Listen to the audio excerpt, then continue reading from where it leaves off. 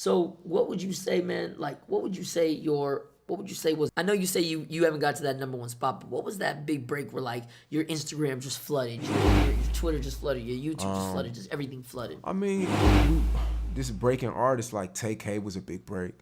You know, it's just little stuff that happens here and there. 22 What was the Savage. first one? Do you remember the first one? It's hard. The Yeet Kid. No, this girl that got beat up in the locker room. I don't know if y'all remember Yeah, her. I remember that. Yeah. I did an interview with her and almost got arrested because she was like 15 at the time. And you know, legally you can't interview anybody under 18 Oh, I didn't know without the parent consent. Oh, or whatever. okay. So her dad was on the way home, and we rushed over there to do the interview because nobody knew where she lived at. Yeah. We didn't even know it was in Dallas until like somebody hit me up and was like, "Yo, you know she's like 30 minutes away from you." So I did the interview and it went crazy. And then I interviewed the Yeet Kid, and then I interviewed Shakisha. I interviewed a few people, you know what I'm saying? But it was like I said, it's just one thing after another, you know? Sharkeisha was the girl in Houston, right? That was the girl in Houston. That was the one that B King made a song about. Yeah, right? I didn't interview her. Was the Jade? Her name was Jade. Yeah, her name was Jade. Okay. Yeah, but it just a whole bunch of little stuff that just all started to add together to this one brand, you know? Yeah. So. But that time when you were like, you know, when you were interviewing like B King and DJ Allo and these types of guys, what at that point, what were you? And then I also saw, so like I'm saying, like at that point, where were you? And I also saw something where you said that you didn't start making money until you started catching flights.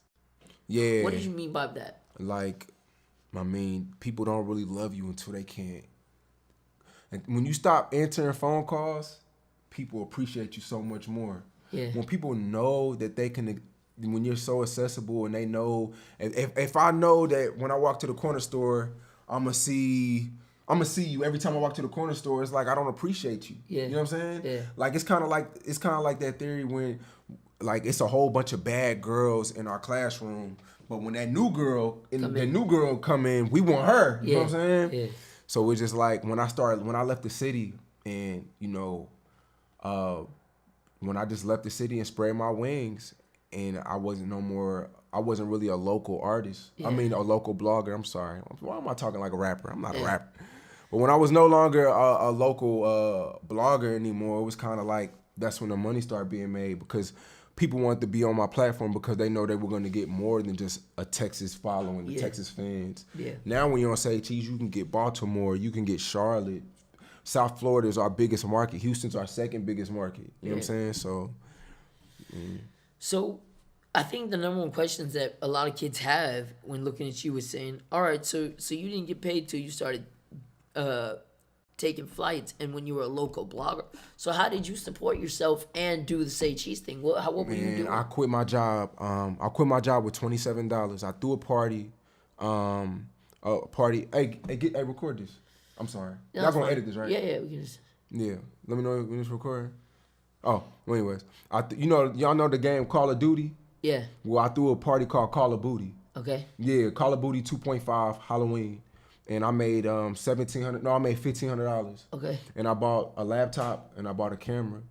And then I think after I spent everything, I think I had $27 left. Okay. And then I had gotten to it with this dude at the Best Buy distribution center. That's where I was working at. I was cleaning refrigerators and stuff. And then he had yelled at me or something. I had a bad day. And then I had went off on him. No, I knew they was about to fire me, so I went off on him so I can get my unemployment. Yeah. You know what I mean? Yeah. So I started getting my unemployment. And what me and my mom would do to make money sometimes is we'll deliver phone books. Okay. You know what I mean? We'll deliver phone books at the time. So I knew that if I could get 24 hours out of the day to create and then make little money here and there, like I used to do, like, you know how you get your blood, I used to get my blood. Blood drawn. Yeah, I used to go to surveys and shit and act like I knew what they was talking about for like $500. Little shit like that used to add up to where as though I knew if I could make $400 or $500, or at least if I could make $30 a day, you know what I'm saying? It would all equal up. Plus what I'm making. If I can make $30 a day from Say Cheese, plus $200-$300 here off of phone books and delivering papers or whatever, that I could afford a flight to Miami, or I could go do this interview in Chicago, or I could go to Philly. You know what I'm saying? And that's how I was supporting myself. You know what I mean? And it just you know, I would pay my mom like $50 a week. You know what I'm saying? Because she believed in my dream. My mom believed in my dream, and I felt as though if she would have made me get a job again, Say Cheese wouldn't have popped because I wouldn't have 24 hours to create. Exactly. You know what I mean? Yeah. So see, that's exactly my thing. Is I grew up and I started DJing at a young age and started doing a lot of different stuff and collected money, and went 50-50 on real estate deals. wow. And that has allowed me to be able to do this full time Right. and just get rent. Right.